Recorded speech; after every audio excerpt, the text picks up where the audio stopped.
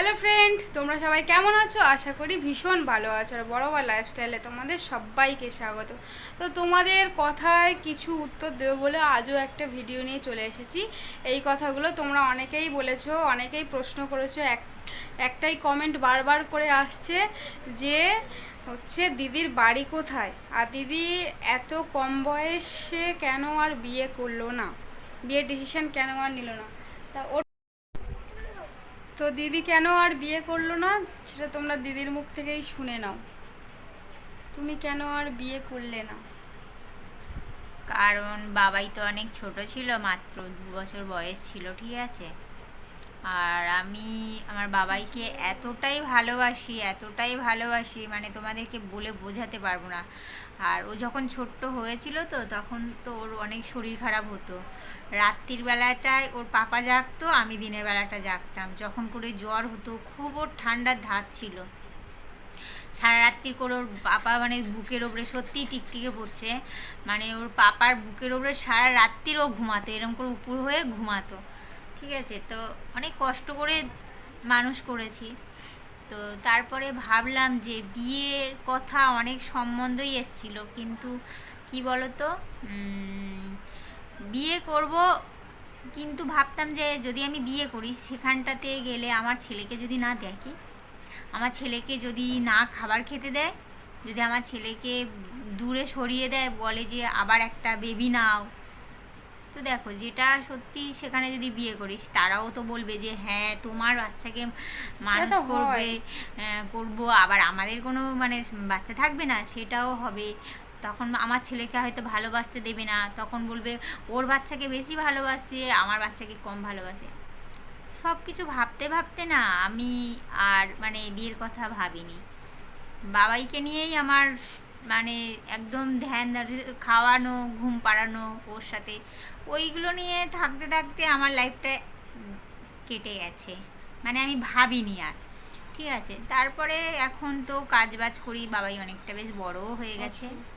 ঠিক আছে। তারপর তো নিজের শরীরটা খারাপ হয়েছে, আমার যে এই শরীর খারাপটা হয়েছে আজকে 6-7 বছর, আমার এই রোগটা ধরা পড়েছে, ঠিক আছে।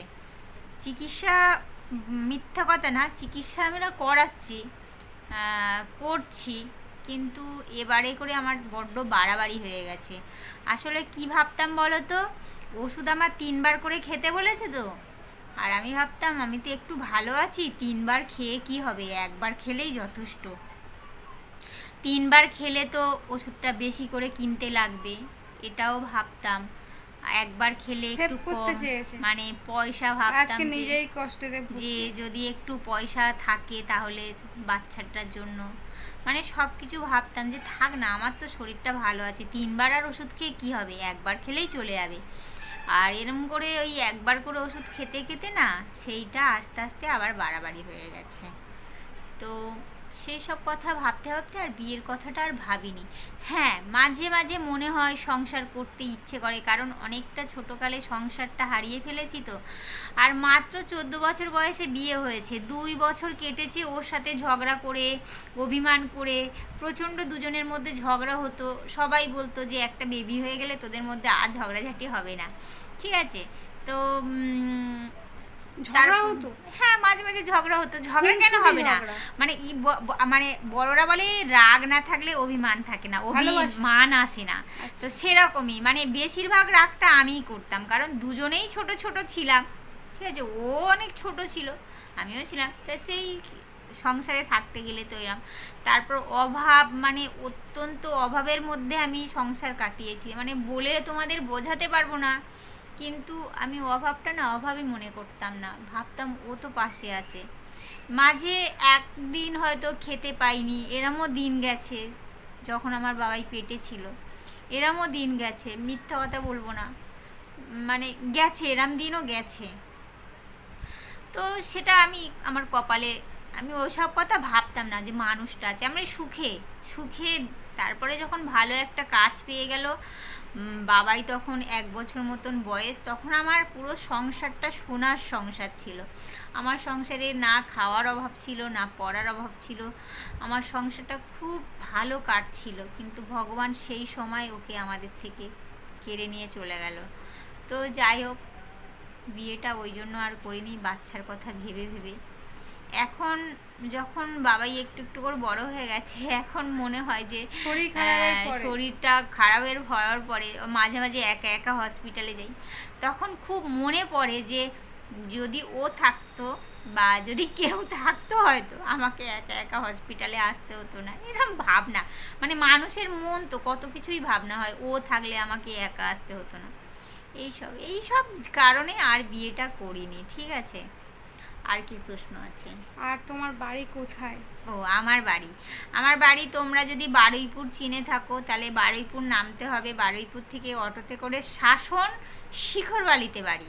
শাসন যদি তোমরা নাম শুনে থাকো, শাসনে নেমে ওখান থেকে অটোতে উঠতে হবে, অটোতে করে গিয়ে শিখরবালি বলে একটা জায়গা আছে, ওইখানে আমার শ্বশুরবাড়ি।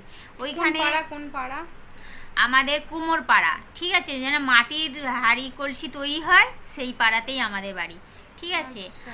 আর এখন আমার শ্বশুরবাড়িতে কেউ থাকে না, মানে আমার সোনুর পাপা যবে মারা গেল তবেতে ওই বাড়ি ছেড়ে আমি বাবাইকে নিয়ে একা চলে এলাম এখানে, কারণ শাশুড়ি ছিল না, শ্বশুর একা ছিল। ঠিক আছে। আর কেন চলে এসেছে, কি জ্বালা যন্ত্রণা করেছে কেন ওটা? চলে এসেছি সেটা আমি বলছি। মানে দেখো, একটা কথা বলি, সেটা আমি না হয় পরের ভিডিওতে বলছি, বাড়িটা তোমাদেরকে বললাম। আর কেন ওখান থেকে চলে কেন এসেছি, থাকতে পারলো না থাকতে শ্বশুর পারলাম না, সেটা আমি তোমাদেরকে পরের কি ভিডিওতে জ্বালাতন, বলবো। কি অনেক কথা শুনেছি, খারাপ কথা, সেই সবগুলো তোমাদের সাথে শেয়ার করতে চাই যদি তোমরা শুনতে চাও। ঠিক আছে। আর তোমরা যেভাবে ভালোবাসা দিচ্ছ সত্যি সত্যি মানে মানে মানে আমাদের সত্যি এতটা ভালোবাসা পাবো তোমাদের কাছ থেকে এটা ভাবতে পারিনি। অসংখ্য অসংখ্য ধন্যবাদ যে তোমরা আমাদেরকে এতটা ভালোবাসা দিচ্ছ, এতটা সাপোর্ট করছো। আর তোমরা অনেক করে সাপোর্ট করো যাতে আমি ডাক্তারের কাছে যেতে পারি বাইরে টেনে।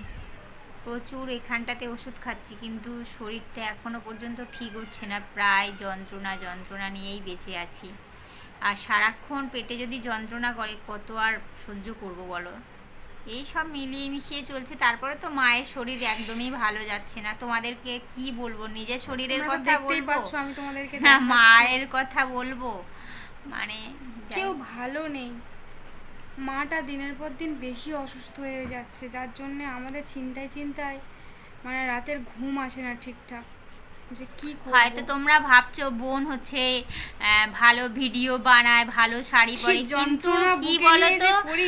মানে এটা তো একটা পেশা, এটা ধরুন একটা কাজ, সেই কাজের জন্য একটু সাজতে হয়, নিজেকে তো ভালো চাইলে present করতে হবে বলো। মন না চাইলেও করতে হয়, কারণ এটা একটা কাজ। এই ইউটিউবে প্ল্যাটফর্মটা যখন তুমি কেউ যেমন আসে, তেমন ভাবে তুমি কত আর যেমন তেমন ভিডিও করা যায় বলো, একটু তোর পরিপাটি করে ভিডিও করলে লোকেরও ভালো লাগবে। তো সেই জন্য মানে তোমরা কেউ বুঝো না যে সিম্প্যাথি আদায় করার জন্য এই যে এখন নাটক করছি, না এমনটা কেউ ভুল বুঝো না, সেটাই, সত্যি এমন সত্যি। করে কেউ আর খারাপ তোমরা তো কমেন্ট দেখতেও করো পাচ্ছ না। যে আমার মা কতটা হ্যাঁ, অসুস্থ, ঠিক আর আছে। সেই অসুস্থতার মধ্যে সব দিক সামলেও তাও নিজের কাজটা আমি করে যাচ্ছি। ও কারণ কি অনেক আমার কষ্ট করেই ভিডিও বানায়, সত্যি ওর মন খারাপ থাকলেও অনেক কিছু মানে মন না চাইলেও করতে হয়। আমরা মেয়েরা মানে কি বলবো, বুকে পাথর চেপেও যেরকম অনেক কিছু সহ্য করতে হয়, সেরকমই যে এটা তো একটা কাজ, সব সময় দুঃখী করে করলে কতটা বা তোমরা নেবে, সেটাও একটা ব্যাপার থাকে যে সব সময়। তো সব কিছু মিলিয়ে মিশিয়ে চলো। সবাই ভীষণ ভালো থাকো, আর যেভাবে পাশে আছো সেভাবে পাশে থাকো। এটা আমাদের সোনাই, তোমরা কি চেনো? আর তোমরা অনেকেই বলছো এটা দিদির ছেলে। হ্যাঁ, এটা আমার ছেলে। নেক্সট হামিদ করে দাও, হামিদ করে দাও। ছেলেকে। হ্যাঁ। আর এটা কে নেক্সট ভিডিওতে তোমরা কমেন্ট করো এটা কে, এটা আমার কে। ঠিক আছে, তোমরা কমেন্ট করো, হাই করে দাও, হাই করে দাও। বলো হাই বন্ধুরা, তোমরা আমার মিমিদের অনেক করে সাপোর্ট করে দাও, বলে দাও, বলো বলো। হাই বন্ধুরা, তোমরা আমাদের ভালো করে সাপোর্ট করো। ও মা, ভালো করে মানি যেন ভালো হয়ে যায়, দিদা। ওদিকে তাকিয়ে বলো, ওই দিকে ক্যামেরার দিকে তাকাও। ও বললো মানি যেন ভালো হয়ে যায়, আমার দিদা যেন ভালো হয়ে যায়। ও সবসময় ঠাকুরের কাছে এইটা বলবে, আমার মানি ভালো হয়ে যাক, আমার দিদা ভালো হয়ে যাক। ওদের তো খুব শরীর খারাপ, আর জানো আমি যদি একটু ফোন ঘাঁটি আমাকে বলবে তোমার না শরীর খারাপ, তোমার না ঘুমানোর কথা, তুমি এখন ঘুমাতে পারো না, আমাকে বকে, জানো তো। বাবা ওটা আমাদের। তো চলো সবাই ভীষণ টাটা। ভালো থাকো। Tata tata tata. বাবা গো, চুল ফুল ছিঁড়ে দিয়ে টাটা করে দিচ্ছে।